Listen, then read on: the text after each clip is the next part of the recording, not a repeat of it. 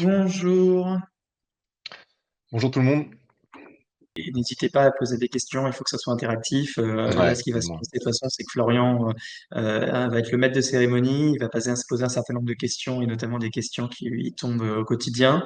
Mais n'hésitez pas via le chat aussi à poser un certain nombre de questions, parce que l'objectif, hein, c'est que vous profitiez un petit peu du fait que je sois là pour pouvoir répondre à un certain nombre de questions. Exactement, ouais, ouais. Comme tu dis, en fait, je me pose aujourd'hui en tant que porte-parole, pour poser les enjeux, en fait, de cette heure, de discussion avec toi. Bon, pour ceux qui me connaissent pas, je suis le fondateur de DocOrga, qui est, un gestionnaire de patientèle à destination des professionnels de santé en libéral et notamment de la rééducation. Donc aujourd'hui, on est, équipé énormément de psychomotriciens, d'ergothérapeutes, d'orthophonistes, de psy, neuropsy, également, autres spécialités, de la rééducation. Un des sujets clés, en fait, dans la, gestion et l'optimisation du cabinet, heu, c'est évidemment, en fait, la protection des données, la RGPD, et on reçoit énormément de questions de nos utilisateurs, des professionnels de la santé sur cette thématique qui est assez peu finalement expliquée, dans le cadre des formations, des écoles, mais également par, on va dire, pour ne pas jeter la pierre, mais des différentes, parties prenantes et des interlocuteurs avec lesquels les professionnels de la santé ont l'habitude d'échanger. Donc nous, à notre, échelle, on essaie d'expliquer, les enjeux, d'expliquer, ce que la RGPD a changé, la différence entre la RGPD qui peut s'appliquer à des professionnels, ou des structures ou des solutions, qui traitent de la donnée, on va dire, de réseaux sociaux ou bien de la donnée sensible, et quels sont du coup les impacts, pour les professionnels de la santé au quotidien sur la gestion et le traitement des données de santé de leurs patients. Ce qui était intéressant dans la démarche en fait que nous on a avec, DPO et notamment avec toi, c'est, de voir que pour nous également c'est un sujet, une thématique, heu, de travail continu. C'est pas se dire: «On est conforme, on n'est pas conforme» et c'est tout. C'est un travail continuel, c'est une information, et des processus qu'on met en place, continus qui sont plus ou moins, lourds, mais sur lesquels on n'est pas expert en tant que tel. C'est mon métier, je suis pas avocat, RGPD et donc ce qui était intéressant dans ce webinaire, c'est enfin, en fait, donner l'occasion à, nos utilisateurs, aux gens avec lesquels on a l'habitude de discuter et de parler de ça, de te poser, directement ces questions, d'aller plus loin peut-être dans des sujets. Je sais que nous, en fait, dans les formations qu'on fait, on parle beaucoup de la CNIL.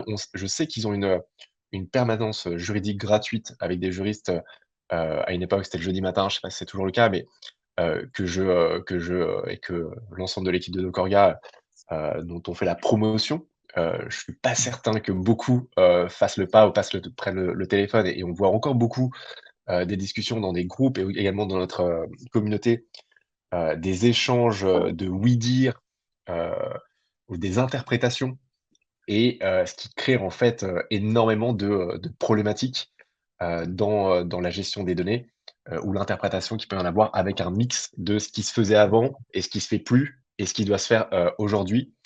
Et je sais aussi que, du coup, vous, de votre côté, Didier, vous avez, invité beaucoup d'interlocuteurs qui sont, aussi des structures qui gèrent de la donnée de santé. Donc, ça sera l'occasion voilà, de poser toutes les questions, de faire en sorte que ça soit un maximum interactif et que tu puisses répondre à toutes les questions. Donc c'est pour ça que moi j'ai la position plutôt de porte-parole, et je te poserai un maximum de questions. Donc si vous avez énormément de questions, prenez la parole ou bien posez-les dans le chat.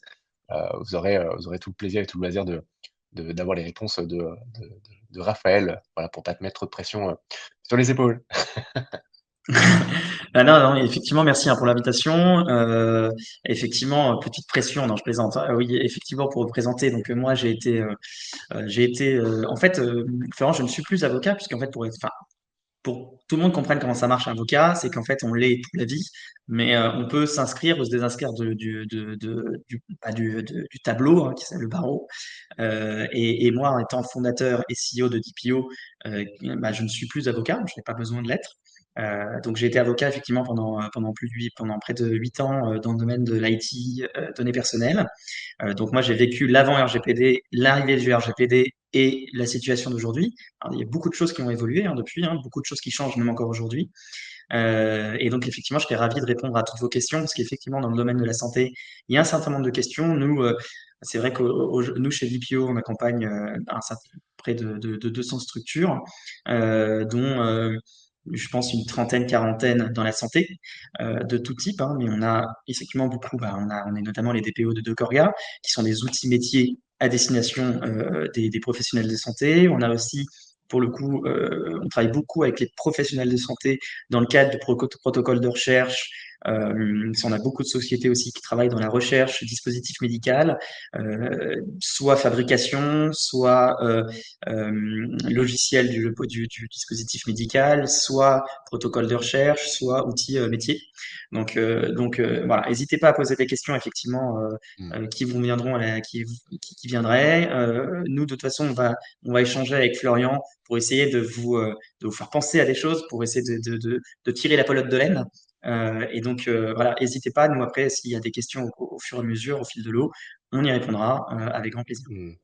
Oui, effectivement, enfin, sur les doubles casquettes, c'est-à-dire que j'ai parlé beaucoup de libéral, mais je sais que parmi, en fait, les participants aujourd'hui, il y en a qui, ont, des activités, diverses, c'est-à-dire, en fait, qui agissent, et qui, consultent, en libéral, mais qui ont également une activité en salariat, qui sont confrontés, aujourd'hui, en fait, dans des établissements de santé à du traitement de la donnée de santé, qui ont des rôles parfois de direction, dans des CESAD ou de coordination dans des PCO ou dans d'autres établissements de santé. Donc, voilà, les sujets sont effectivement dans tous les aspects, hein, pas que, pratiquent vous en tant que professionnel de santé, mais également au cadre, dans le cadre, de gestion d'établissements de santé. Et si, je sais souvent en fait que ce sujet de traitement de données de santé est assez confus. Et donc, voilà, s'il y a un interlocuteur que vous devez avoir, vous, mais également dans, des structures, si une personne elle a pour objectif de structurer tout ça, bah, c'est un DPO, et c'est notamment, le travail de Raphaël et de son équipe. Et je voudrais juste rajouter un petit point, Florian, excuse-moi, Ouais. juste pour vous expliquer aussi, et je pense que vous êtes tous là, toutes et tous là aussi pour ça. C'est à la fois, faut comprendre donc ce que c'est que le RGPD et ce que ça implique pour vous. L'objectif est pas du tout de vous faire peur, mais plutôt de vous protéger et de prévenir les risques.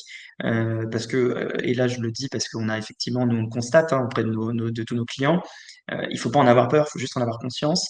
Mmh. Les données de santé, c'est des données qui ont une particularité, de toute façon on va en parler tout à l'heure, mais c'est là où quand même il y a des risques plus importants, tant pour vous que pour les patients.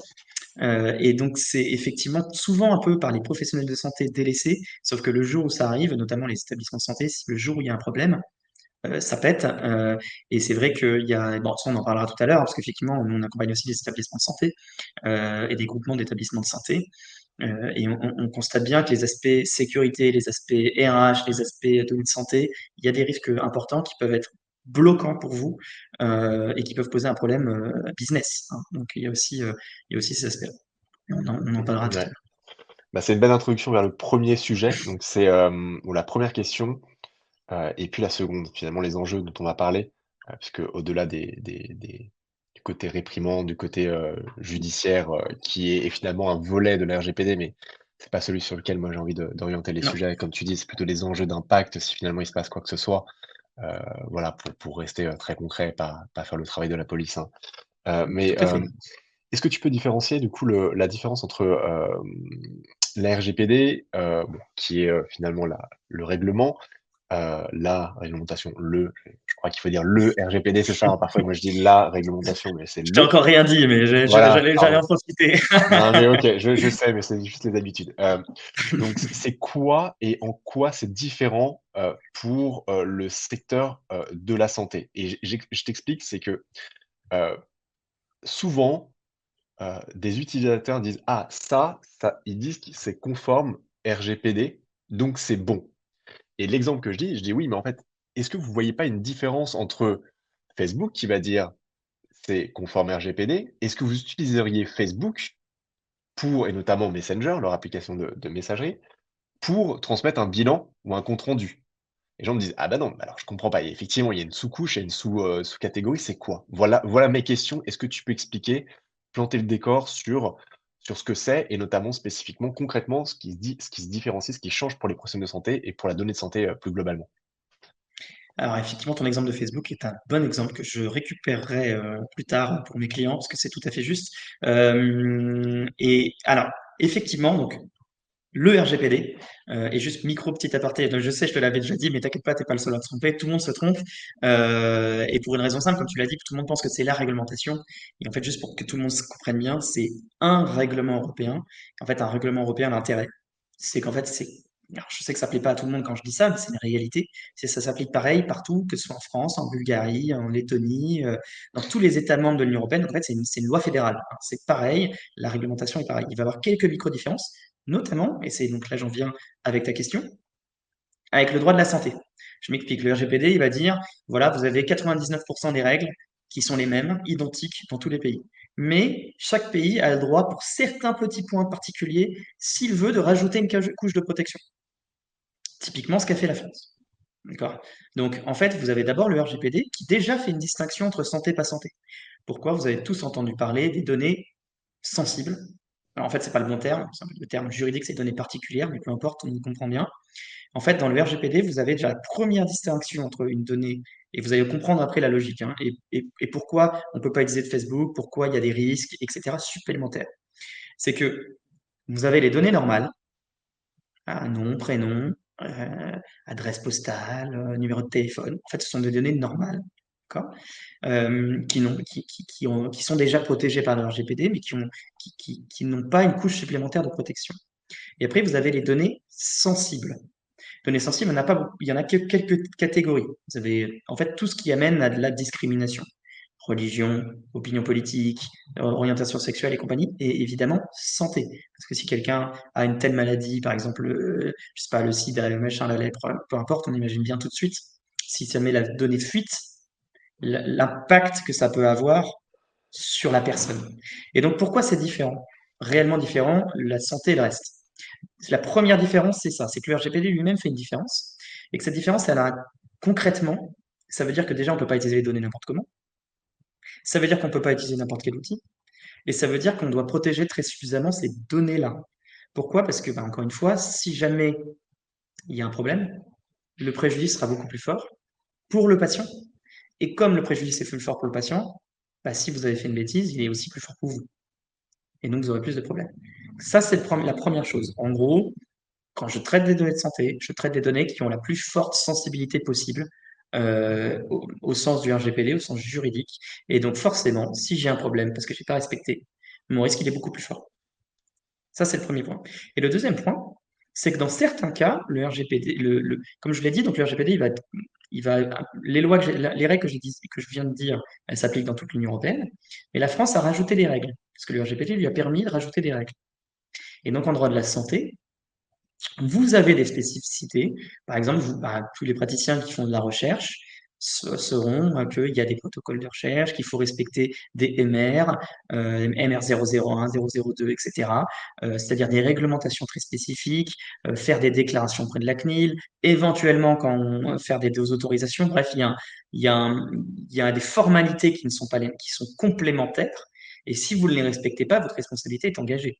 D'accord? Donc, ça, c'est le premier point. Et pour parler sur Facebook, alors là, c'est fait justement partie d'une des spécificités françaises. Vous avez tous, enfin tous, en tout cas, je pense une grande partie ici, ont entendu parler des serveurs HDS, hébergement de données de santé. J'utilise un outil, et ça, c'est un gros problème, nous, avec nos clients, par exemple, Florian. Et peut-être que toi, alors, vous êtes HDS, donc vous n'avez peut-être pas cette problématique-là dont vous parle, mais nous, on a beaucoup de clients qui, par exemple, veulent faire du transit d'un point A à un point B, notamment dans le cadre, par exemple, de recherche. J'ai un hôpital, il veut me transférer la donnée.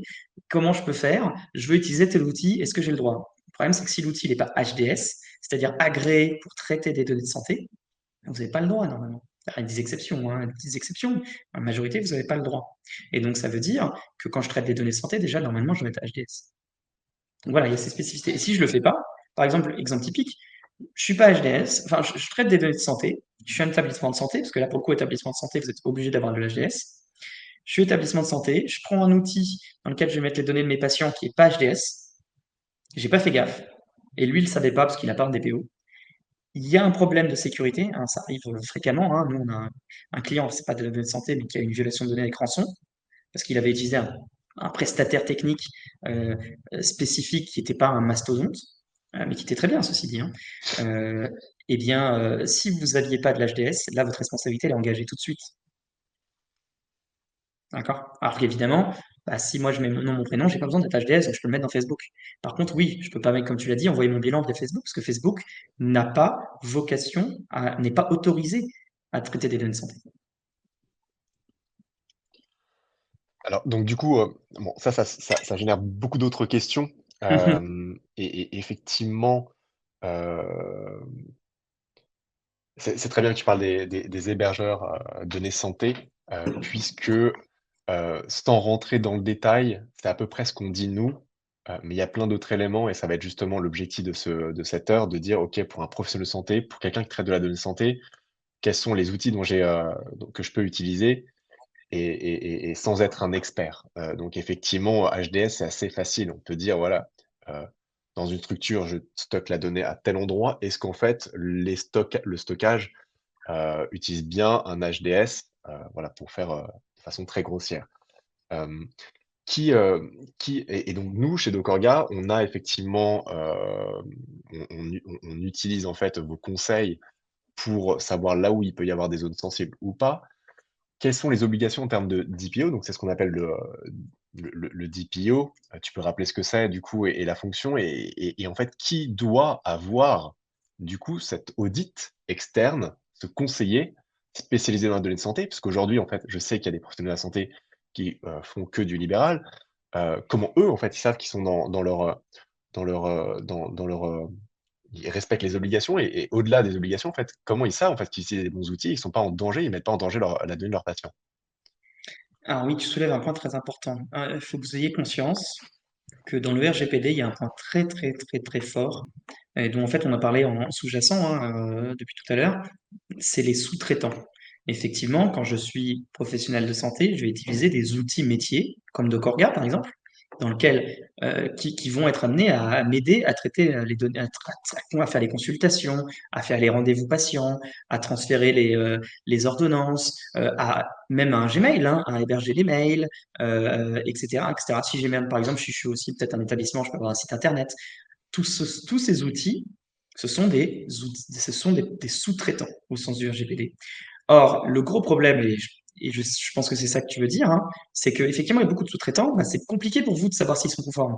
Et c'est pas parce que ils vont mettre le petit macaron qu'ils ont trouvé sur Internet en tapant RGPD, c'est-à-dire qu'ils vont avoir le RGPD avec les petites étoiles de l'Union européenne, et ils vont le mettre sur le site et dire je suis conforme RGPD, qu'ils le sont.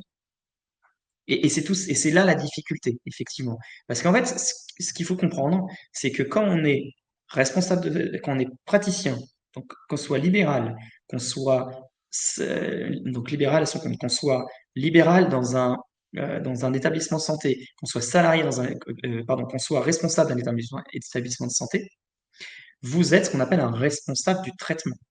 Et le responsable du traitement, il a une obligation, c'est de contrôler ses sous-traitants.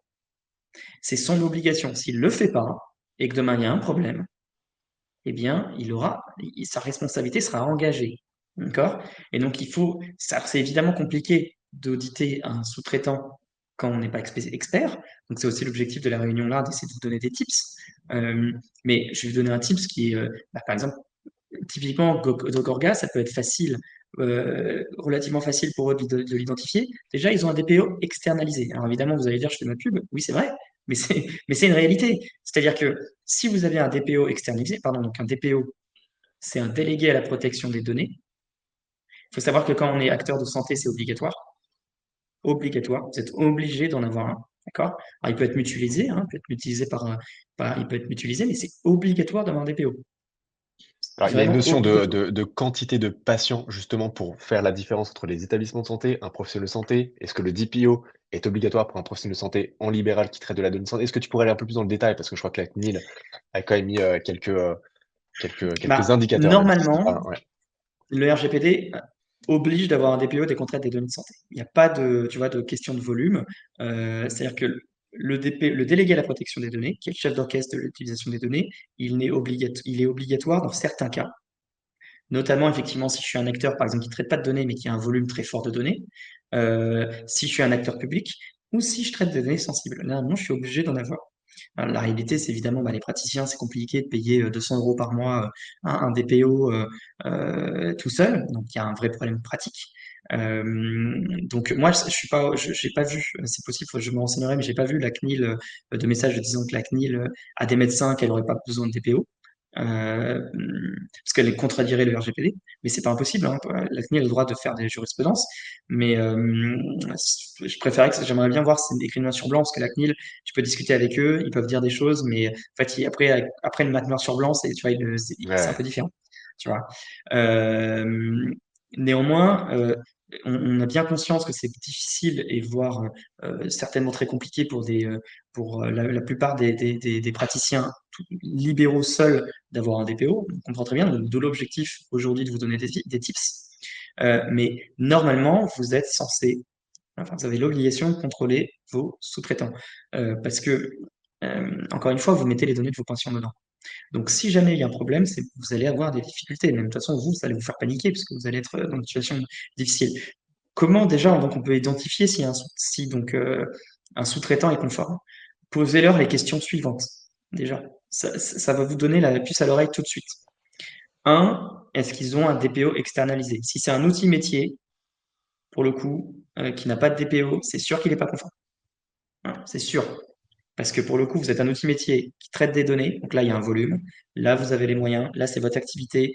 Là, vous allez héberger des données. Enfin, il y a même pas de débat. C'est obligatoire. Donc déjà, s'il en a pas, c'est problématique. Et pourquoi je dis DPO externalisé? Parce que, attention, vous avez beaucoup de structures qui disent, mais bien sûr que j'ai un DPO, je l'ai nommé interne. En gros, ça va être le dirigeant, ça va être le DSI, ça va être le directeur commercial. En gros, des gens qui n'ont pas du tout le droit d'être DPO et qui n'en ont pas les compétences. Et donc, en fait, c'est parce que ça les embête. Ils veulent quelqu'un en interne qui, de toute façon, en fait, ne posera pas de problème, voilà, et n'empêchera pas. Parce que avoir un DPO externalisé, comme par exemple nous, nous, on engage notre responsabilité vis-à-vis de Dockorga, Dockorga a besoin d'avoir quelqu'un d'indépendant qui va engager sa responsabilité pour, dans la conformité de sa structure. Donc, c'est-à-dire que nous engageons notre responsabilité à ce que Dockorga soit conforme. Et comme on est externalisé, évidemment, ça démontre que Dockorga ne veut pas nous influencer et veut avoir quelqu'un d'indépendant. D'accord? Donc, c'est ça qui est fondamental. C'est pour ça que, de toute façon, les DPO externalisés explosent. Parce que c'est déjà une première preuve de conformité. Et moi, je vous invite vraiment à vérifier ce point-là, parce qu'encore une fois, alors, évidemment, si vous êtes si c'est une entreprise comme un OVH, comme un Amazon, comme un Doctolib, qui sont 2000, oui, là, ils auront un DPO interne, bien sûr. mmh, Toutes les structures entre 10 et 150, 200, rare d'avoir un DPO interne. Et souvent, quand il y a un DPO interne, en fait, il va pas être compétent ou il va pas être indépendant. Donc, regardez la taille de la structure. Si c'est pas un mastodonte, demandez s'il a un DPO externalisé. Première question. S'il vous dit non, mauvais signe. Deuxième chose, demandez s'ils ont un accord de protection des données. Je m'explique. Ils sont sous-traitants. En tant que sous-traitants, ils sont obligés de s'engager à, à un certain nombre de choses. Ils ont un certain nombre d'obligations prévues par le RGPD qui sont d'ordre public. S'ils ne peuvent pas vous donner cet accord de protection des données, donc vous leur demandez un accord de protection des données, s'ils ne peuvent pas fournir, c'est qu'ils ne sont pas conformes.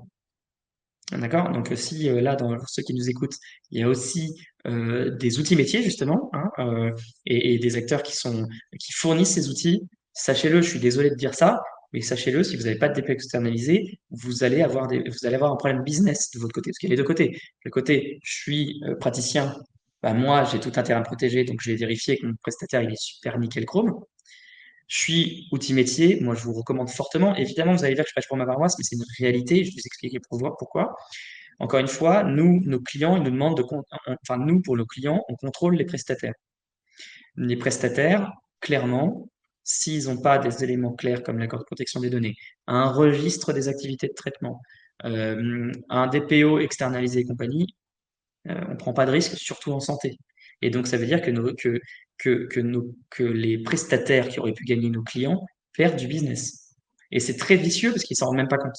Puisqu'en fait, ça se fait en amont. On n'a même pas commencé la discussion commerciale, que vous êtes déjà mis d'office. Parce que vous avez, par exemple, prenons dans les outils métiers comme Dockorga, vous avez Dockorga qui ne mettent pas de blanche, qui a tout ce qu'il faut, qui peut démontrer en 2 secondes. Et vous avez d'autres qui peuvent pas. Évidemment, vous allez prendre celui qui vous sécurise. C'est logique. Et donc, en fait, vous, outils métier, attention. Pareil, hein, soyez conforme. De toute façon, vous aurez pas le choix à terme sur des questions business. Donc, je résume. Demandez s'il y a un DPO externalisé. Vous demandez un accord de protection des données. Vous demandez un registre des activités de traitement. Et vous demandez les mesures de sécurité mises en place. Si on ne peut pas vous fournir ça et le fournir rapidement, mauvais signe. Et est-ce que ça, du coup, est-ce que pour un professionnel de santé, alors je vais différentes catégories, qui est en seul, le fait d'utiliser des outils qui, eux, ont des DPO, qui font toutes les démarches, ça les déresponsabilise, enfin déresponsabilise non, mais ça leur enlève en fait leur obligation en termes d'audit, de se faire conseiller. Est-ce que pour un chef d'établissement, une personne qui travaille dans une, structure de santé, plus ou moins grosse, c'est, à mutualiser? C'est-à-dire, en fait, utiliser des outils, qui se mettent en conformité et en plus d'avoir un audit, un DPO en interne qui fait les contrôles et qui fait le ping-pong entre les questions-réponses. Voilà, pour ces gens qui nous écoutent et qui Mais oui, participent à ce webinaire et qui, en fait, discutent à différents niveaux, voilà comment et il y a des questions qui ont été posées aussi, pour les oui, relayer. on va y C'est répondre juste aussi, voilà, après, oui. comment faire en sorte, en fait, au-delà de ça, en fait, c'est la conformité HDS et cetera, les sous-traitants, comment faire en sorte de savoir si c'est, les bons outils qui sont utilisés par les plateformes? Alors oui, de toute façon, évidemment que c'est compliqué, c'est pour ça que vous avez des spécialistes et c'est pour ça que moi j'existe. Hein, ça, on va pas vous dire le contraire. Mais moi, c'est l'objectif, c'est ici, c'est de vous donner des tips, hein, pour que vous ayez pas, parce que, bah, encore une fois, évidemment, une prestation, c'est quand même pas donné, donc tout le monde peut pas se le permettre. Donc l'objectif, c'est de donner des tips. D'abord, un établissement de santé. Alors je pense à Dantego parce que bah, pour le coup c'est là que moi je vais pour mes dents, qui est très bien. Dantego c'est un réseau, ils ont des médecins, enfin ils ont l'établissement avec les médecins libéraux, enfin dentistes. Évidemment eux ils sont obligés d'avoir un DPO et ils vont mutualiser, comme ça ils peuvent mutualiser les outils et compagnie. Euh, un point qui est important par rapport à ta question Florian, c'est qu'il est indéniable que l'utilisation d'outils conformes ne vous exonère en rien d'être conforme RGPD. Ça vous facilite la vie, par contre. Mmh. Je m'explique. En fait, quand vous êtes responsable du traitement, donc c'est quand vous êtes par exemple praticien, établissement de santé et compagnie, en fait, vous avez plein d'obligations. Ok. Vous n'avez pas qu'une obligation d'avoir des sous-traitants, vous en avez plein. Vous avez normalement avoir un registre, vous avez normalement respecter les durées, vous avez normalement informer les personnes et compagnie. Euh, évidemment, comment dire, et vous avez aussi sécurisé les données. Quand vous utilisez des outils conformes, déjà vous enlevez énormément d'épines du pied, surtout si vous êtes médecin libéral, parce qu'en fait l'essentiel de vos traitements, ils sont dans les outils. Donc à partir du moment où les outils sont conformes, en fait c'est eux qui vont gérer la sécurité pour vous. Donc déjà c'est quand même pas Mmh. mal, vous n'avez plus de problème de sécurité, c'est eux qui s'en chargent et qui s'engagent à sécuriser parfaitement. Euh, c'est eux qui vont avoir les politiques de confidentialité informée et compagnie. Donc en fait, ils vous exonèrent quand même de beaucoup, beaucoup, beaucoup de choses. Donc quand vous êtes médecin libéral, c'est clairement déjà le choix des outils, c'est pour vous le point numéro un. Juste un petit point pour les outils, pour les libéraux qui sont seuls. L'autre point peut-être à faire attention, c'est sur le long terme, bien sûr, c'est l'archivage des documents papier que vous avez.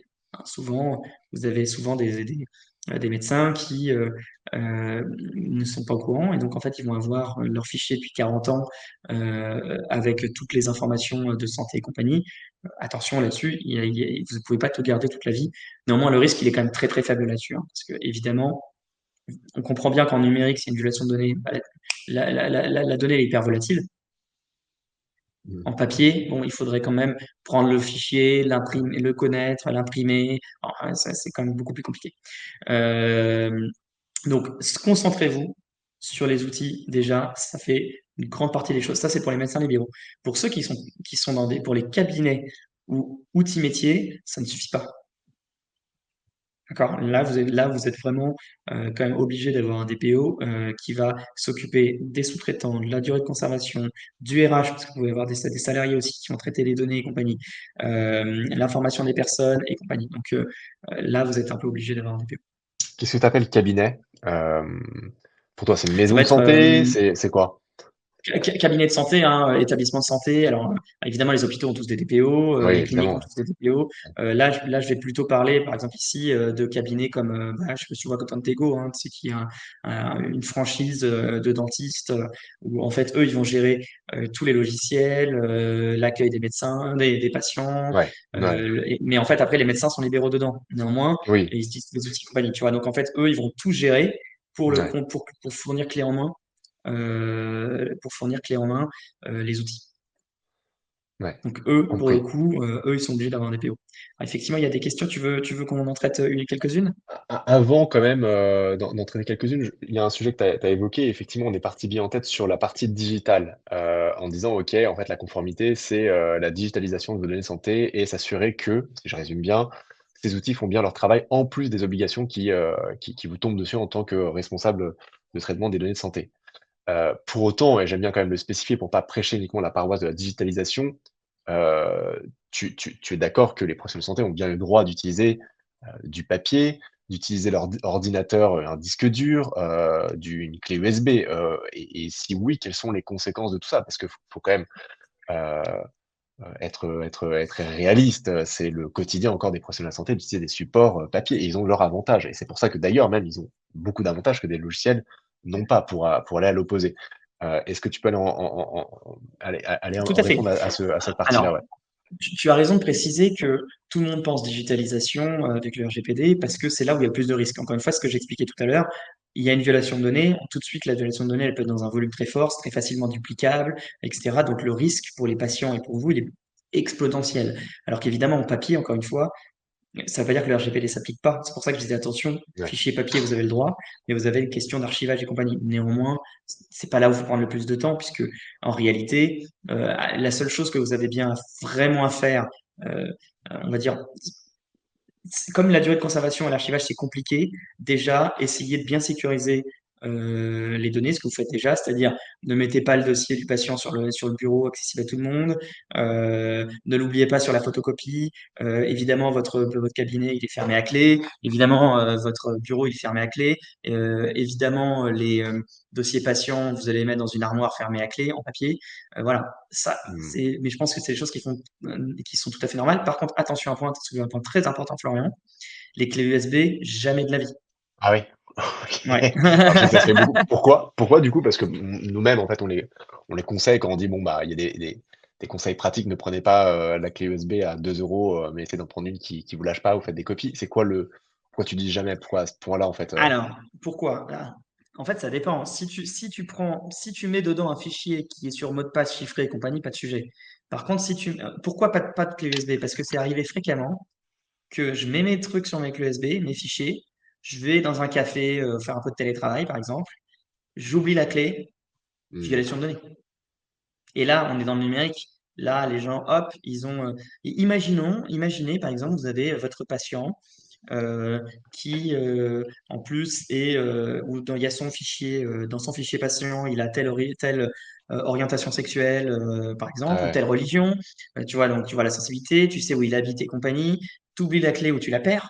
Quelqu'un la prend, il regarde, il voit ça, c'est quelqu'un qui est complètement mal intentionné. On voit qu'il y a une augmentation de 30%, je ne sais pas si vous avez vu ce matin, d'actions contre les homosexuels en France. Là, voilà. Donc en gros, il y a quand même beaucoup de problèmes d'homophobie, de problèmes de religion et compagnie. Vous tombez sur une personne mal intentionnée, elle a l'adresse, le machin.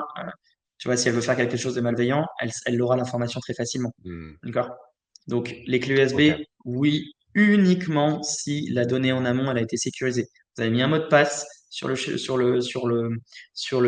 fichier, ou alors vous avez bien sécurisé. Alors, il y a des outils, par exemple, il y a des clés USB, on peut chiffrer ce qu'il y a à l'intérieur. Là, oui, pas de problème. Ouais, ça bon j'ai plein de questions, on va essayer d'être hyper concis. La 1re question, c'est est-ce que tu peux repréciser le délai, d'archivage des données de santé? Il me semble que c'est 20 ans, pour tout professionnel de santé, en fait, qui traite de la donnée de santé. C'est 15 ans en base active, je crois.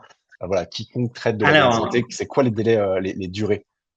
Alors, je vais vous donner la durée, on va dire standard, parce que ce qui est compliqué dans la santé, c'est qu'en fait, il y a, en fonction, voilà, est-ce que la personne elle est décédée, est-ce qu'elle était mineure et compagnie. Donc, il n'y a pas vraiment une durée de santé, mais de manière générale, oui, c'est 20 ans. On va dire de manière générale, c'est 20 ans. Mais après, tu peux avoir 15 ans, par exemple, si en fait il est décédé depuis machin, ça peut être, tu vois. Donc il y a quand même des variations. Donc ça, justement, c'est pour ça que c'est. Moi, je les connais même pas toutes, hein. C'est pour ça que même moi, j'ai un tableau où deux fois, il faut que je m'y réfère parce que OK. ouais, ouais, non, parce qu'il y en a plein. Ouais. En fait, ce qu'il faut que vous sachiez, c'est que l'un des trucs compliqués dans le RGPD, c'est notamment la durée de conservation. Parce que chaque donnée peut avoir plusieurs finalités et en fonction de la finalité, la durée n'est pas la même. Par exemple, j'ai le nom, prénom dans le cadre d'un fichier patient, bah là, de santé. Là, par exemple, ça peut être 20 ans. Par contre, si je l'ai à des fins, par exemple, je l'avais dans la facture, bah là, ça va être 10 ans. Mmh. Donc, ça, tu vois, c'est ça qui est plus compliqué. Donc, ça, c'est pour ça que c'est OK. important. Bon, du long Voilà, terme, de toute façon, déjà sans rentrer dans le détail et sans être c'est un du long terme. expert, c'est du long terme. On parle de C'est du 10 long ans, terme. minimum. Il y a un sujet, tu parles de mot de passe effectivement sur clé USB. Je sais qu'il y a beaucoup de professionnels de santé qui envoient en fait un compte rendu en mettant un mot de passe, généralement la date de naissance du patient. Je crois que je je crois qu'à peu près 90 des cas, ça nous fait toujours sourire. Il me semble que là, les mots de passe, c'est plutôt inutile dans le cas de transmission d'un dossier, d'un compte rendu, on va dire, par mail et pourquoi? Voilà, est-ce que tu peux exprimer, enfin, Oui, oui, est-ce bonne que question. comment ouais. Tu as raison. Déjà par mail, pareil, pour le coup, c'est pas forcément à proscrire, mais c'est à proscrire déjà sans mot de passe, alors là, jamais de la vie. Pourquoi? Parce que ça arrive typiquement très souvent. C'est l'une des premières sources de violation de données en France. C'est je veux envoyer à Christophe M. Je me trompe, je vais vite, j'envoie à Christophe B. Bim, j'ai OK, envoyé au mauvais évidemment. destinataire. Il n'y avait pas de mot de passe, déjà violation de données. Déjà, Mmh. ça, jamais de la vie. Vous imaginez bien, pareil, on serait jamais tous contents que notre dossier patient, et là, il y a une personne qu'on ne connaît pas et qui a fait accès à toutes nos informations. Deuxième chose, oui, le mot de passe, il ne faut pas que ce soit un mot de passe, surtout dans la santé. Vu qu'on a dit tout à l'heure que c'était sécurisé, sécurisation plus, il ne faut pas un mot de passe facile, jamais un truc simple. Faites un truc compliqué. D'accord? Et troisième chose, vous envoyez le dossier, un mail avec les données de santé, mais qui ne peut être ouvert qu'avec mot de passe, et vous envoyez dans un autre mail le mot de passe. Ça peut paraître idiot, mais comme ça, si vous vous trompez de destinataire la première fois, Mmh. a priori, il y a quand même moins de Ouais, chances de se évidemment, tromper ouais. la deuxième fois. Ouais, Voilà. évidemment. Est-ce que tu sais, enfin, je sais pas si tout le monde sait comment mettre un mot de passe sur un document, vous avez des notices ou sur votre site, des choses comme ça, Ah, ça se trouve assez eh ben, facilement, hein? écoute, c'est une Ouais, très très bonne remarque. On n'a pas du tout, ouais, ça peut mais être des bonnes ça peut pratiques à être partager, ouais, à nos utilisateurs, très très bonne idée. ouais, OK. Bon, voilà, j'exprime, Ah non, très très bonne voilà. idée. On va le faire, on va Bon, le faire. voilà, voilà, Chris Cohen qui dit: «Non, je ne sais pas comment mettre un mot de passe, sur un document». Bon, pourquoi pas? Effectivement, ça peut être une sécurité, supplémentaire qui peut être appréciée dans le cas de partage, de, heu, Ah, de toute de façon, sinon par mail, c'est no way aussi, hein. Jamais de voilà, la vie vous envoyez par mail des données de santé sans que ça soit sécurisé. Soit vous avez un outil sécurisé de transfert de données, ouais. soit vous mettez un mot de passe au Mmh. fichier. Jamais vous envoyez des données en clair par mail. Jamais de la vie. Ouais, parce que l'enjeu aussi, alors tu parlais aussi de hackers, de personnes mal intentionnées. Nous, ce qu'on aime bien rappeler, c'est que c'est pas uniquement le seul risque, c'est que derrière, il y a des notions de big data, qu'en fait, et j'en viens aux questions qui sont posées actuellement, pour parler des gros, Facebook, WhatsApp, et cetera, Drive, bon, tous les gros acteurs, c'est pas des gens qui viennent, regarder ce qu'il y a dans le compte rendu bilan. C'est pas de l'humain, c'est des algorithmes, qui traitent la donnée et qui vont au-delà, en fait, des mots de passe. Ça répondra peut-être aux questions des autres personnes. Je sais mon frère, je donne souvent cet exemple, parce que ça me fait sourire, qui utilisait il y a bien longtemps, des outils, voilà, type, WhatsApp, type Gmail, et cetera, pour donner des comptes rendus et qui, en fait, après avait des suggestions d'amis qui étaient des patients sur Facebook et en fait, c'est mignon, on va dire. C'est mignon comme exemple, mais ça montre, en fait, à quel point, en fait, ça va loin. C'est pas quelqu'un qui est en train de lire et qui dit: «Ah mince, en fait, ce patient, il a telle personne» et justement, ça revient à notre sujet de dire que beaucoup de professionnels de santé disent: «Ah mais de toute façon, je suis juste en train de je suis un petit cabinet et moi, c'est le petit enfant de, 6 ans, que je suis en train de traiter. Personne s'intéresse à cette donnée-là». Est-ce que tu peux re réexpliquer tout ça et justement répondre à un tas de questions? Je pense que faire le parallèle avec tout un tas de questions sur les outils autorisés, pas autorisés et pourquoi ils sont autorisés, pas autorisés, parce que c'est finalement ça va au-delà du simple contrôle d'une personne malveillante qui va voler de la donnée, quoi. Alors, non, encore une fois, c'est pas forcément qu'ils sont autorisés, pas autorisés, c'est que en données de santé, vous avez l'obligation d'avoir des outils spécifiques. Juste pour te répondre sur WhatsApp. par exemple, c'est pas que WhatsApp est pas conforme, c'est que WhatsApp est pas fait pour traiter ce type de données et que WhatsApp, alors d'ailleurs maintenant ça a changé, hein, tu sais, il y a eu il y a un an, WhatsApp euh, a eu l'obligation de se conformer avec leur RGPD. Il y en a plein qui ont eu peur qu'ils le fassent pas, c'est pour ça qu'ils sont partis chez Signal. Et WhatsApp en Europe n'a plus le droit de faire ça. Effectivement, ça arrivait il y a 10 ans, mais le RGPD interdit maintenant de faire ça. De faire quoi ça? Contrairement à ce que, De faire quoi? c'est-à-dire d'aller regarder le contenu de tes mails. Ouais, C'est vraiment un point qui est très clair. Je veux pas du tout défendre les GAFAM. Ils font plein de choses pas bien. Et s'il y a une chose qu'ils ne font pas du tout, du moins plus, parce que ça serait une catastrophe business pour eux, hein, jamais ils vont regarder le contenu de vos mails. ouais. Jamais, jamais, jamais. C'est strictement interdit. Si ça arrive, ils sont morts et en termes de business, c'est une catastrophe. Déjà parce qu'il y a le secret des correspondances, c'est un droit fondamental. Et en plus, il y a le RGPD. Donc, jamais ils les regardent. Et donc là-dessus, vous n'avez pas à vous en faire. C'est plutôt après, justement, et en plus, ils sécurisent très bien vos données. Donc, en fait, un Gmail, un 300, un Outlook sont des très bons outils. En plus, donc, Mmh. par contre, à vous d'après de pas comment dire créer des failles justement en envoyant des données au mauvais destinataire. Le risque est plutôt là sur les mails. Hein, ce que je disais tout à l'heure. Mmh. Euh, donc après, excuse-moi, c'était quoi l'autre la seconde Ouais, quels question? sont les i effectivement, en fait, il y a 2 Ah notions. oui, comment ça va? Il y a les logiciels, en fait, qui sont, conformes, pas conformes, d'autres qui sont, appropriés, en fait. Effectivement, Oui, j'aime bien sortir de ce débat de dire, en fait, il y a des méchants et des gentils. Souvent, en fait, on dit: «Ah, Google, Facebook et cetera, c'est ce sont ça. des méchants», mais en fait, c'est pas du tout le sujet. C'est de dire, en fait, que, c'est leur usage ou pas leur usage et en fait, du coup, C'est ça. c'est pas méchant, gentil. Donc, à Mais tous ceux c'est qui qu'ils disent, sont en pas fait, faits pour ça, ils sont pas en faits fait. pour Ils ça. ne sont Ouais, pas faits pour ça et ils ont tout à fait de raison. C'est comme si vous demain, vous allez sur YouTube, vous mettez une vidéo de santé. Ben, et vous la mettez publique, ben, c'est pas de la faute de YouTube en fait, hein. non, évidemment, ouais. Voilà. Bah là c'est pareil. Ouais. C'est pas eux ils sont c'est pas fait pour ça. Donc en fait ce qu'il faut c'est utiliser des outils faits pour la santé, Ouais. faits pour les établissements de santé, qui vous garantissent. J'ai vu une question comment garantir que c'est HDS. De toute façon vous leur demandez ils vous le disent, hein, ils vous le disent. Faut savoir que il y a un truc en droit, de toute façon, si on vous fournit une information, par exemple, je vous dis, je suis HDS, si c'est pas vrai, c'est un mensonge très grave, ils peuvent être attaqués contractuellement, d'accord? Donc, ils doivent vous le garantir. Vous pouvez même demander le contrat d'hébergement HDS où il y aura écrit que c'est HDS. Hein. Donc, en fait, vous avez plein d'éléments qui permettent de confier, de savoir si tel outil il est adapté ou pas. Et donc, aller vers des outils spécifiques santé, ils sont faits pour ça. Ils travaillent au quotidien pour sécuriser au mieux les données, pour que vous puissiez le faire en toute Mmh. simplicité. C'est ça qu'il faut faire. Donc voilà. Et vous avez des outils de santé pour un peu tout, hein, l'hébergement, effectivement la gestion des dossiers patients, etc. Donc utilisez les outils faits pour ça. N'utilisez pas des outils standards qui sont faits pour la vie quotidienne et qui sont pas faits pour les données de santé. Du coup, tu proscrirais, mais quand même avec quelques, guillemets, on parlait d'SMS, on parlait de WhatsApp, j'ai vu plein d'outils Alors, passer, hein, du Drive, tu non, penses quoi pourquoi? de tout ça, en fait? Non, par exemple, alors, Google Drive, Microsoft 365 et Drive, c'est pas Drive, je sais plus comment ça s'appelle, OneDrive, du coup, il y a OneDrive pour OneDrive. Microsoft, il y a Google OneDrive, Drive, en fait, eux, voilà, eux, ils ont des WhatsApp. serveurs HDS, hein, donc normalement, il y a pas de difficulté. Attention, donnez-moi au transfert des accès et compagnie. Euh, qui est quoi d'autre? SMS. SMS. Si vous avez des outils qui permettent de transférer des données de manière sécurisée via les SMS, mais vous envoyer un SMS comme ça, c'est une bonne question. Je réfléchis. Ah, pareil, ça me plaît pas trop parce que vous trompez de numéro, ça peut arriver.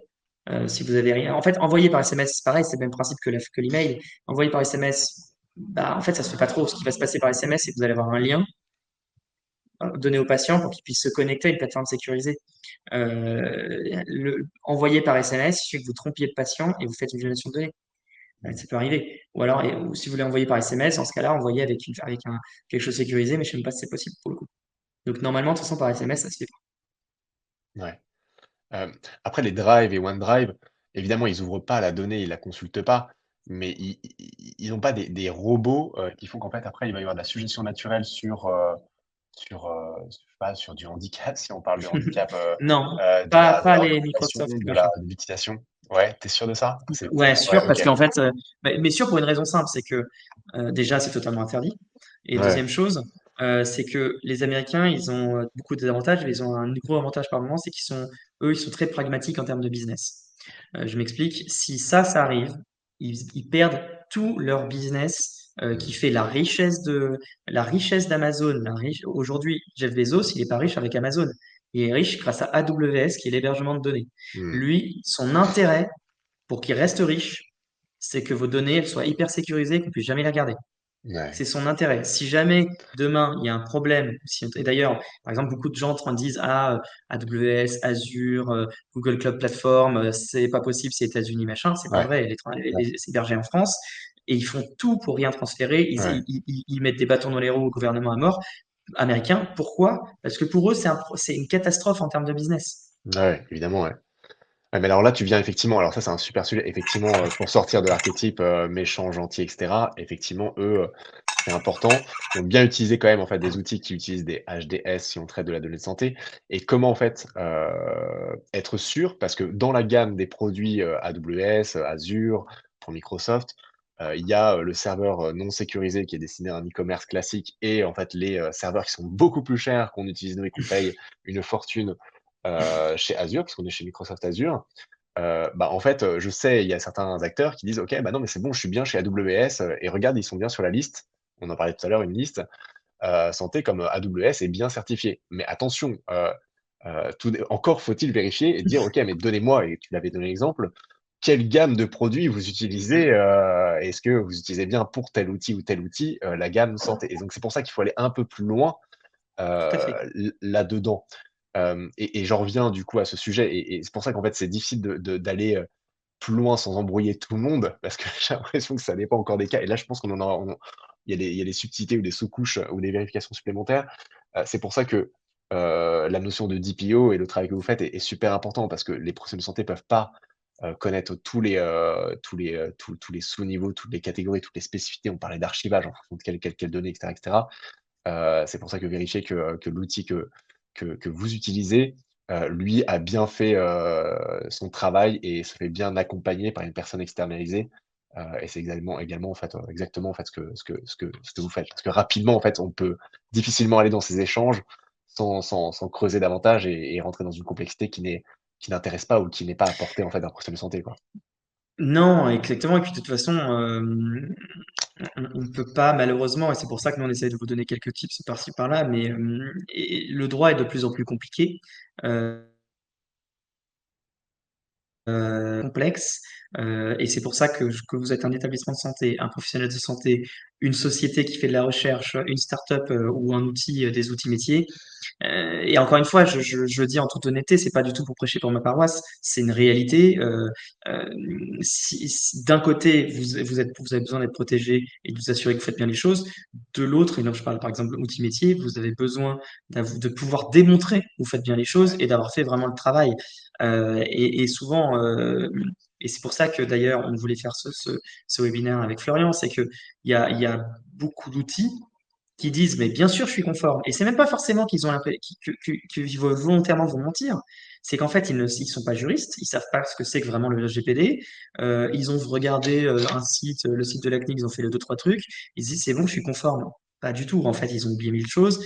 Ils n'ont pas fait toute l'analyse de leur outil. Ils n'ont pas fait les développements nécessaires de sécurité, d'information, de droits des personnes, etc., etc. Mmh. Et donc, en fait, ils ne sont pas conformes. Et donc le problème, c'est que, et c'est pour ça que je vous parle tout à l'heure de DPO externalisé. Parce que pour le coup, là, c'est quelqu'un qui va dire, OK, non, en fait, tu disais que tu étais conforme, mais non, là, ça va pas. Ouais, ouais. Et il y a du travail Et en oui, continu à faire, ouais. exactement.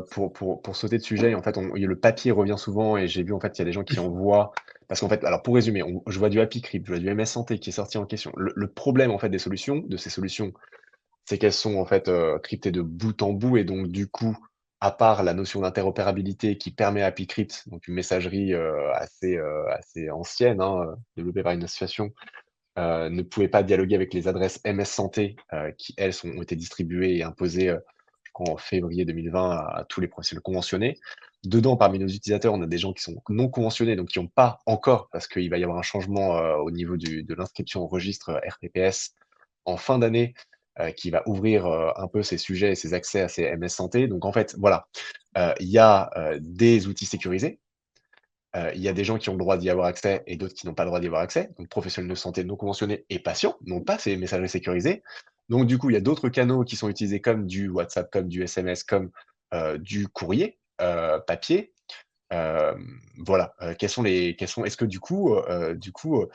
le papier et la voie postale, pour prendre la dernière question de Christelle, est OK? Quel est en fait, un peu l'état des lieux là-dessus? Est-ce que tu as un peu Oui, plus la voie d'éclair postale peut-être? me gêne Ouais, pas du tout. Pour le coup, la voie postale me gêne pas parce que pour le coup, pour vous bah, tromper oui. de destinataire, faut y aller quand même, hein. Je veux Ouais, dire, quand même, ouais. on peut être Ouais, très très fatigué, mais voilà. Mais ouais, normalement, on va quand même, il y a quand même très peu de chances de se tromper sur le destinataire. Donc pour le voie postale, quand même, a priori, il n'y a pas de sujet. Ensuite, bon bah, comment dire, après c'est la Poste qui s'occupe de toute façon tous les aspects sécurité. Alors on sait que par moment, on peut ouvrir les courriers, mais on pourrait toujours intercepter le mail ou hacker Gmail, hein, ça c'est pareil. Donc ouais, ça, c'est plus de votre ressort. Donc moi, j'ai pas de difficulté avec ça, d'autant plus qu'on revient sur le fait que c'est du papier et que le risque du ouais, papier, il est extrêmement faible par rapport au numérique. ouais, ouais, ouais, ouais. C'est pour ça que le papier, en fait, finalement, n'est pas nous, on continue de le recommander, en fait, en cas de doute. Ça reste quand même, en fait, le meilleur allié, bon, si c'est bien fait et finalement, il y a pas d'erreur. Parce qu'au-delà, en fait, il y a certains écueils, en fait, effectivement, dans les outils qui ont été déployés, et qui sont imposés aujourd'hui aux professionnels de santé, quoi, en fonction de leur situation, Mm, conventionnée, pas conventionnée et les mm. patients, derrière tout ça. Après, effectivement, il y a moi, je trouve que les initiatives vont dans le bon sens avec, Mon Espace Santé qui va se développer et qui permet notamment aux patients de potentiellement plus tard, d'accéder aux données de santé de façon sécurisée. Bon, c'est peut-être un parti pris, je sais pas si tu es d'accord avec moi. Tout ce qui est DMP aussi. Bien sûr, bien sûr. Voilà, ça va quand même vers la digitalisation avec un accès centralisé. Mais bon, beaucoup de gens ont peur de ça aussi, sur, l'accès aux soins, sur l'accès aux données de Mm. santé. Qu'est-ce que tu en penses un peu de tout ça du coup, heu? La digitalisation? Ouais, la digitalisation, mais les gens qui ont peur effectivement de, bah, voilà, demain en Ah non, mais fait, je avoir toutes leurs comprends données sur un que les gens DMP, ont sur, peur, ouais, mais c'est là tout l'intérêt effectivement d'utiliser les tips dont on parle depuis tout à l'heure, parce que si vous utilisez les bons outils et les bons prestataires, en réalité vous n'avez pas de raison d'avoir peur, puisque c'est en fait vous mettez dans leurs mains, c'est comme avoir un coffre-fort, c'est comme en fait avoir j'ai mon argent, est-ce que je le mets sous mon oreiller ou est-ce que je le mets à la banque?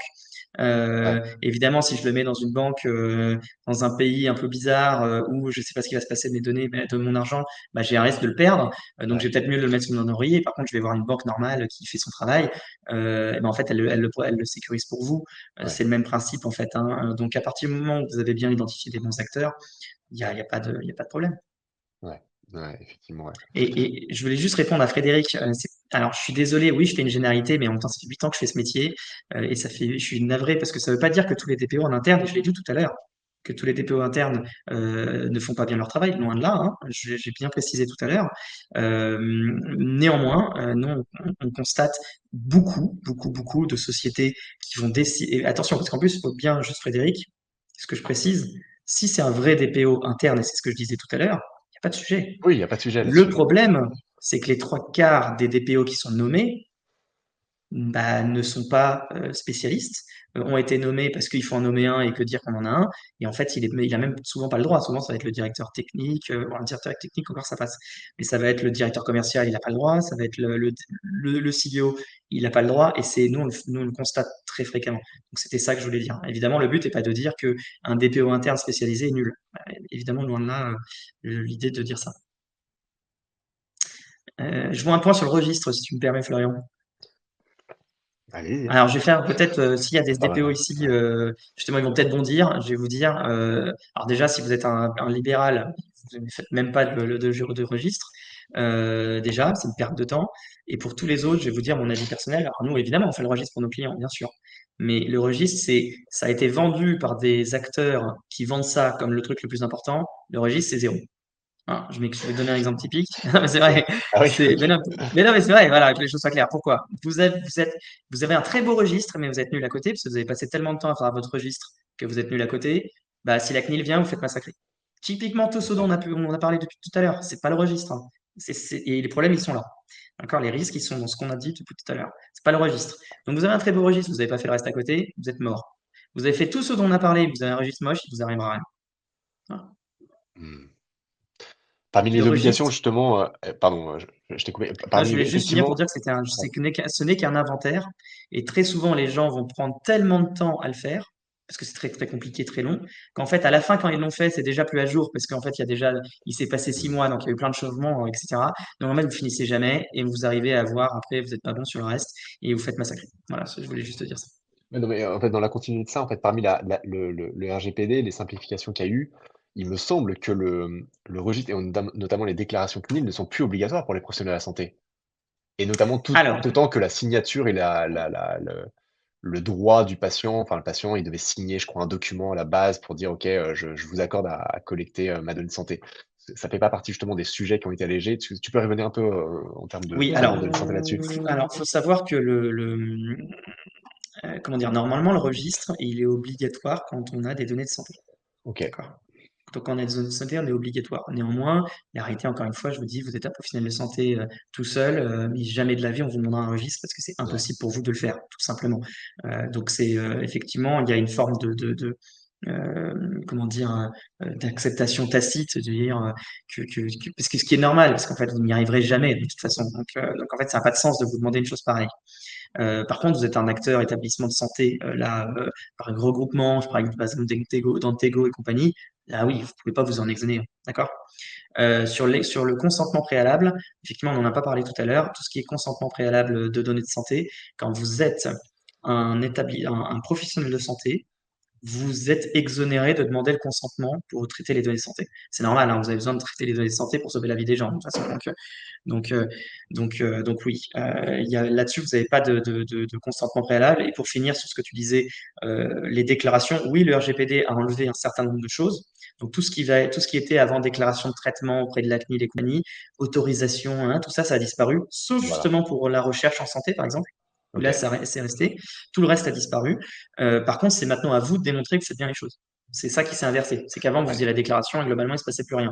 Non, maintenant, il faut faire le travail, et ça, c'est le cas pour tout le monde, hein, quel que soit l'acteur, et pour pouvoir démontrer qu'on a bien fait qu'on est conforme. Il y a aussi une obligation d'information, il me semble, hein, Ouais. notamment, voilà, nous, on produit une petite fiche informative qui est, voilà, qui doit être notamment, affichée dans les cabinets de santé, dans les salles d'attente c'est une obligation d'information sur le traitement et non plus une obligation de registre ou de collecte, en fait, du droit, du côté patient. Je peux préciser là-dessus parce que je sais qu'il y a beaucoup de professionnels de santé qui collectent encore les signatures et qui se donnent un mal de chien, mais tu confirmes du coup que ça tu me l'as confirmé, c'est plus une Vous êtes obligation, c'est une professionnel de santé, obligation? vous n'avez pas à avoir le consentement. Alors, ça dépend de quand on parle. Si c'est, par exemple, vous êtes professionnel de santé, mais vous ne faites pas de recherche, oui, il n'y a pas besoin de consentement. Ouais, Vous faites de la recherche. Par exemple, souvent, je suis professionnel de santé en hôpital. Je vais utiliser les données des patients dans le cadre d'un protocole de recherche. Là, vous êtes obligé d'avoir le consentement préalable. ouais, ouais. Et il y a peut-être une D'accord? notion aussi de distinction entre, heu et je sais qu'il y a peut-être une confusion parfois sur les autorisations. Alors j'ai pas le nom, en tête, mais, je vais me faire opérer et j'ai un consentement où je suis OK pour les risques, Ah oui, et c'est autre chose. Oui. parfois ouais, mais qui est en fait parfois enfin que les gens, confondent. On est d'accord en fait, à quel moment en fait je vais dans un établissement de santé, moi je vais dans un établissement de santé, c'est encore une obligation pour l'établissement de santé de me faire signer des choses ou pas? Parce que ça arrive encore, en Alors, fait. Je sais que parfois je signe des choses, dans mais le en cadre. fait, tu as raison, mais ça dépend de quand on parle. En fait, si c'est l'autorisation. Euh, l'autorisation, pardon, je lisais une question en même temps. Mais tu peux y Euh, répondre l'aut- parce que je vois effectivement pour ceux qui partent et qui nous quittent, parce que je sais qu'il y a plus, beaucoup de temps, alors, si vous avez des questions, si vous avez des questions, c'est compliqué à dire. Oui, vous pouvez toujours nous demander. Bah, évidemment, on répond surtout à nos clients, hein, évidemment. Mais si vous voulez, en tout cas, qu'on échanger pour savoir si vous êtes intéressé pour être accompagné, savoir nos offres, évidemment, n'hésitez pas, hein, et vous avez tout sur. Je vais vous mettre dans le chat. Ouais, Pour ça ne serait pas intéressant qu'on répéter. mette une sorte de FAQ avec des questions qui sont posées et qu'on y réponde, globalement, au-delà effectivement Oui, ça, de toute façon, bah, là, de toute façon, là, effectivement, OK. vous avez déjà pas mal d'informations là. On pourrait faire une FAQ par rapport à ce qui a été ici. Et de toute façon, Ouais. souvent, c'est ce qui se passe après les webinaires, hein. On vous fournit les choses. Et avec tout ça, j'ai oublié ta question. Je suis navré. Et je disais en fait, voilà, quand est-ce qu'en fait un établissement de santé, par exemple, doit nous, faire signer des choses ou pas et parmi ce qu'ils nous font signer, Ah oui. c'est quoi en fait, qu'est-ce qu'il y a dedans, ouais, est-ce que tu peux, Alors, éclairer un peu ce sujet? sur le RGPD, effectivement, vous êtes établissement de santé, vous n'avez plus besoin d'avoir la fiche disant vous acceptez que le patient, enfin moi, patient, j'accepte que vous traitiez mes données de santé dans le cadre machin, sauf si c'est recherche, hein. Mais si vous êtes OK. professionnel de santé, vous allez accompagner quelqu'un, il n'y a pas de problème pour le soigner. Par contre, évidemment, si c'est une opération dangereuse, bah là, de toute façon, vous avez besoin de vous exonérer de votre responsabilité et de dire et de bien informer sur le fait que il y a tel risque et compagnie, vous acceptez de savoir qu'il y a tel risque, gna, gna, gna, etc. Et ça, c'est vraiment, ça, c'est Mmh. plus du RGPD, c'est du droit de la santé pur. OK. Ouais, ouais, effectivement. Bon, c'est bien que tu aies éclairci ce point-là parce qu'il y a souvent pas mal de questions à ce sujet, ouais. Est-ce qu'il reste des questions, auxquelles on peut répondre? J'ai l'impression que tout le monde avait prévu 1 heure. Bon, il est, 13h34 donc on peut peut-être en terminer là. On pourrait en discuter des heures et des heures, une Oui, après-midi. Enfin, moi, complètement. j'ai 1000 questions, qui viennent et j'en ai posé encore toute une On liste, en fera un autre, on en fera un autre, si ça vous a et plu. ouais, on en fera un autre, mais effectivement, s'il y a d'autres questions qui restent, on pourrait peut-être, les qu'on va poster peut-être la vidéo parce qu'on a enregistré, ce webinaire donc peut-être, Tout faire à un fait. fil de questions-réponses, pour qu'on continue et on donne vie à ce contenu et on l'étende, avec plein d'autres questions que vous pourriez avoir, en tant que professionnel de santé, chef d'établissement, salarié, professionnel de santé ou bien effectivement, acteur de la santé, du traitement de données de santé. Voilà, est-ce qu'il y a une question? Est-ce que tu voulais terminer par un sujet ou un point qu'on n'aurait pas évoqué qui te paraîtrait, important ou des confusions? J'en sais rien, voilà. Parmi tout ce qu'on aurait pu, Non, ce bah qu'on aurait déjà, pu parler, ouais. je pense qu'on a traité pas mal de sujets. Je pense que c'était bien de faire ce point. Et là, non, je pense qu'on a fait quand même l'essentiel. Évidemment, bah, je te remercie pour l'organisation du webinaire. Puis je Ouais, bah, remercie merci à toi, tout le monde ouais. d'apprécier les citas parce que Ouais, c'est vrai que tout le monde est resté jusqu'à la fin. ouais, Donc ouais. c'est plutôt bon signe. Ça veut dire que ça vous a intéressé. Donc merci à tout Exactement, ouais. Ouais.